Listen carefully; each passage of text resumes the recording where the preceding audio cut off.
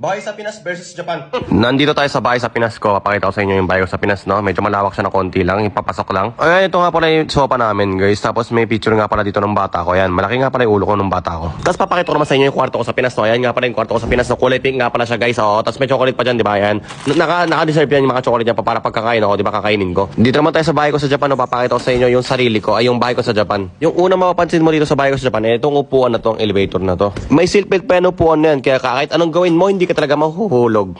Ayan, tingnan natin kung ilang segundo tayo makakarating sa taas, no?